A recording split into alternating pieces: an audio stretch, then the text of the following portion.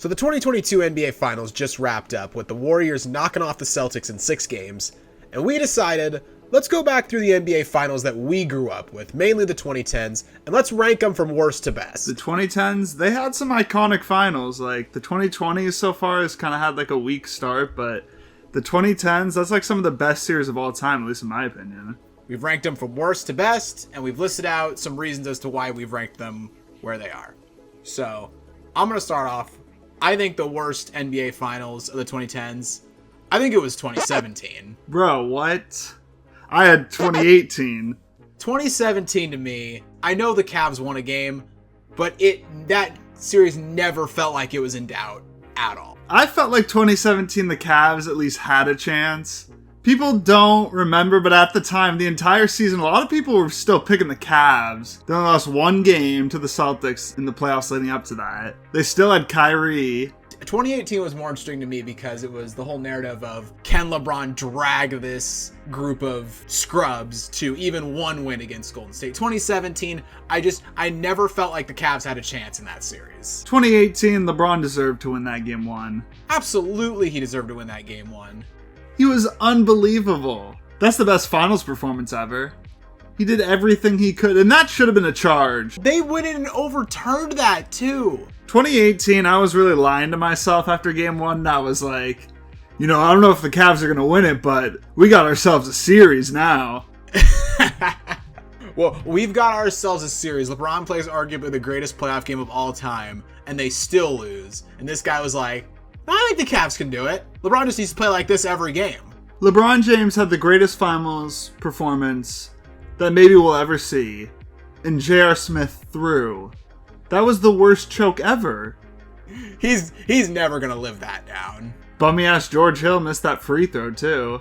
Kevin Durant hit that same shot in back-to-back years. That hurt. When he did it again, I was like, are you kidding me? That was a dark period for neutral NBA fans. All right, so what'd you have for number 9?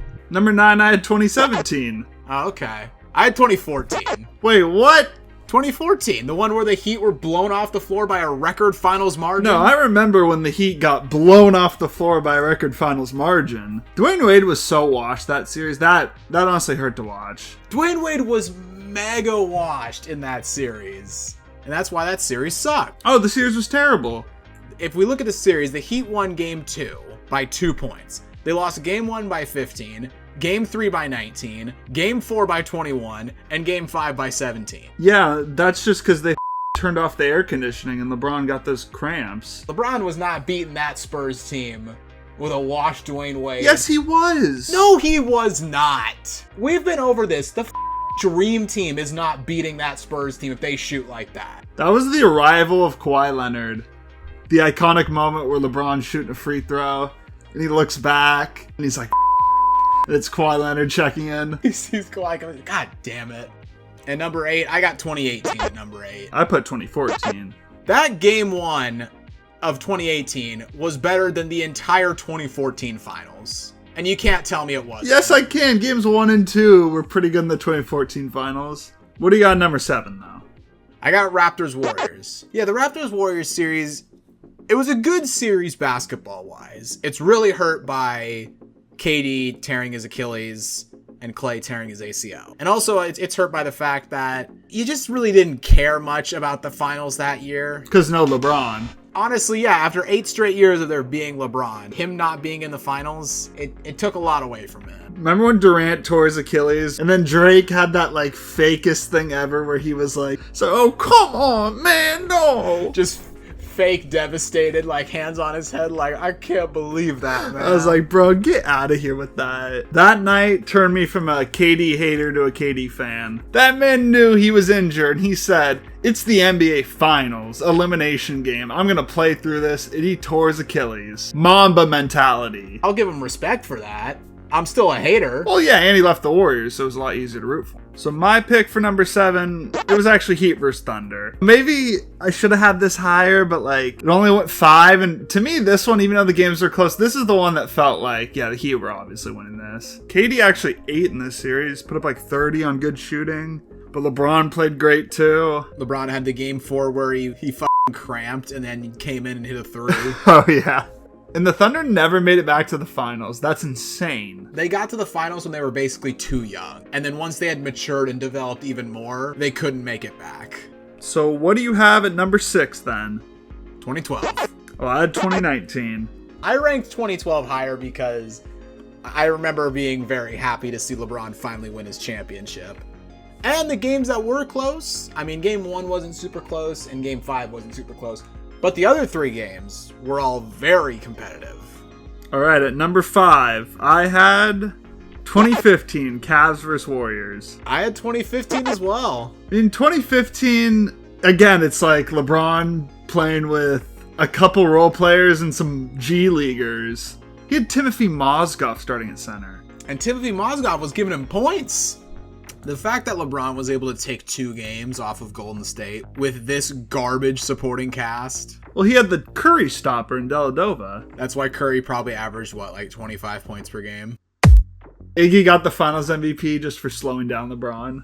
And he didn't even really. I mean, LeBron, I got the stats in front of me. Does this sound like slowing him down? 35.8 points per game, 13 rebounds, and 9 assists. Both agree on number 5. What about the number 4 spot? I have Heat Mavericks. I have Heat Mavericks. Heat Mavericks. This series is great because Dirk Nowitzki, for a guy that had been a perennial underachiever in the playoffs his entire career, to just come out of nowhere and win a championship against this Heat team. I mean, that Mavs team was kind of stacked, honestly. Like, Jason Kidd and Sean Marion were past their prime, but they still played defense and were super good players. Tyson Chandler, that Tyson Chandler 2011 playoff run, Jason Terry was huge too, don't forget that. The Jet. No, you know who was huge that no one ever talks about is Deshaun Stevenson. That dude could not miss from 3 in this series. We got to talk about it though with this series. How bad LeBron James was. I mean, in game 4, he scored 8 points. Well, there has been rumors that he had to be sedated in the locker room. Isn't that what Skip Bayless says or something? That LeBron had to be sedated. The one thing Skip always said was that LeBron made a list. All the people he was going to tell off, basically, after he won the championship. And apparently Skip himself was at the top of that list. He made a list of people that he was going to tell, I told you so, and you so, and you so. And Stephen A. told me that number 1 of that I told you so was your truth. Was me. All right, what do you got at number 3? It's got to be Lakers vs. Celtics 2010. This series was a good, solid 7-game series, but I think what hurts it is it lacks that one iconic game that everyone points to when they talk about that series. The thing about the 2010 finals, it was the 2010 finals, but this was the last chapter of the 2000s. Kobe's last time in the finals, those Celtics teams. Really what it represented was the end of an era. Ron Artest did hit that huge shot in Game 7 though. Remember he blew the kisses to the air? Game 7 is definitely the most notable game in this series, but even then, I could name you that Ron Artest 3 and then like no other plays that happened. We don't remember the Game 7 as much as because it was missing a huge player. Didn't get to see Kendrick Perkins. Big Kendrick in the middle. That would have slowed down Pau Gasol's 18 rebounds. It would have. Funny enough, I was searching up that Perkins injury, and just to show you how you don't remember any of like the small stuff, there was a Bleacher Report article. Does the Kendrick Perkins injury put a blemish on the finals for the Lakers? Does Kendrick Perkins, a center who averaged 6 points and 6 rebounds, does him missing the game put an asterisk? So what did you have at number 2? I had the Spurs and the Heat. We're both going to have the same thing from here on out. This series was great. Although the first couple games were blowouts, it mainly takes this highest spot because of Game 6 and because of Game 7. Game 1 was good too because it had that Tony Parker clutch shot. But that Game 6, that was the only time I've ever seen a team win an NBA Finals. They're roping off the arena, get the trophy ready, and then lose it. Manu missed a free throw and Kawhi missed a free throw. I mean, they were up 5 with 28 seconds to go, and they threw it away. Get the rebound, out to Ray Allen. Tim Duncan's not in the game. And of course, Ray Allen's hitting that. It's the three-pointer that saved LeBron's career. Once that went to overtime, you knew the Spurs were finished. When you pass it out to Danny Green at the end, he just gets stuffed. The most disrespectful block you'll ever see. And then once Game 6 wrapped up, and then we had Game 7. Fair play to the Spurs, because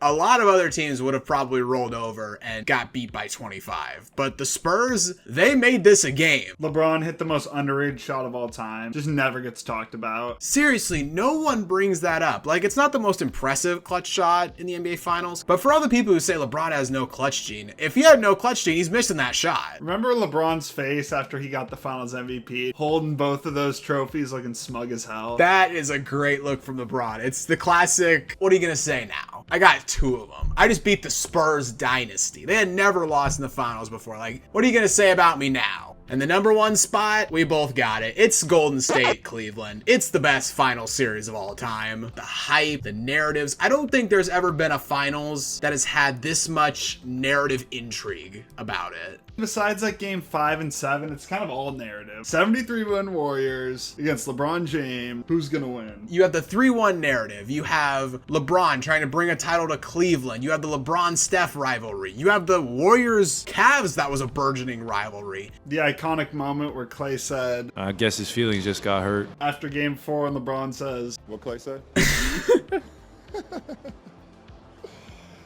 LeBron blocking Steph and just talking mad to him. get that out of here. Exactly. It's beautiful. I love it.